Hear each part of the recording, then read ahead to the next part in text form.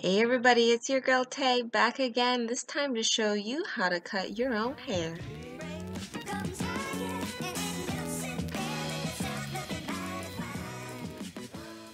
So the first step is parting your hair. For a lot of you guys who style your hair, you're going to want to make a symmetrical cut.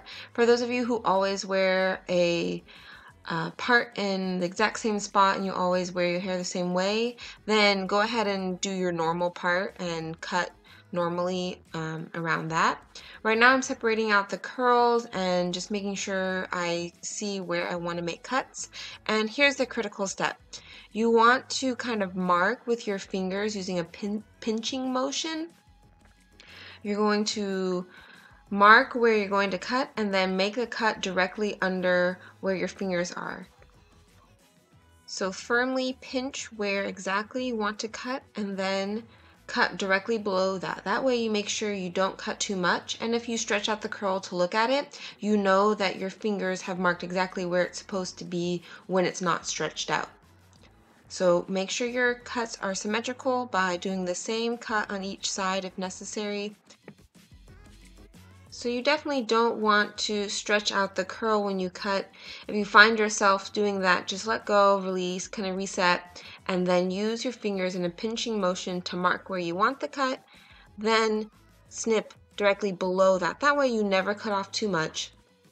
Like I said, you can definitely stretch out the curl to make sure that you can see what you're doing, but only after you firmly gripped it and you know you're not going to cut it stretched out and it's going to bounce back shorter than you thought. So spend plenty of time shaking out your hair to make sure that it looks natural.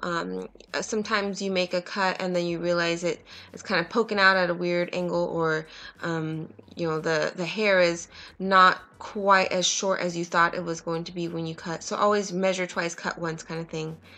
And be really careful, guys. If use sharp scissors that are meant for your hair. Don't use, you know, like Elmer's scissors or something. You want to have sharp scissors, but that does mean you need to be a little bit more careful so you don't cut yourself. It's really important you know what shape you're going for, and the most flattering one is kind of a tapered, rounded shape for curly hair. If it's kind of sharp and jagged, when it grows out looking a little uneven. It's usually less maintenance and more natural and easy and flattering to have kind of a rounded, almost egg shape, you know, where it's like a little more tapered at the bottom and, you know, fuller at the top. But you're welcome to do whatever you'd like.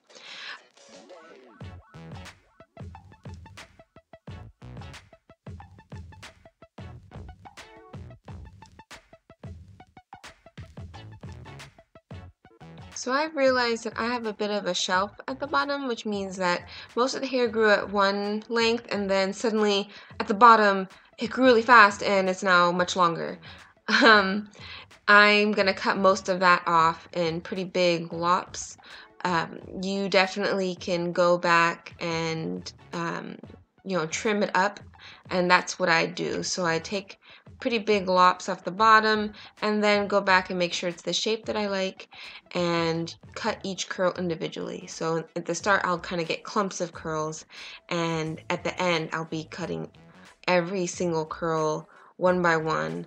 And that does take some time, but you get faster as you go, and it is really gratifying when you see that you can maintain your own hair without going to get a haircut every 6 weeks or however often you like to go. So to wrap up, some key pointers for you are to make sure you shake your hair often, you're cutting evenly. If you make one cut on the left, you make another cut on the right. Get rid of big chunks that you don't need first, then go back and make individual snips like I'm doing here, and make sure you test out your styles afterwards. Make sure it looks natural in all your favorite styles. And that's it. So although there's a ton of hair on the floor, my hair looks great, and I hope yours does too. So let me know in the comment section below what you guys think, and I'll see you guys soon. Bye.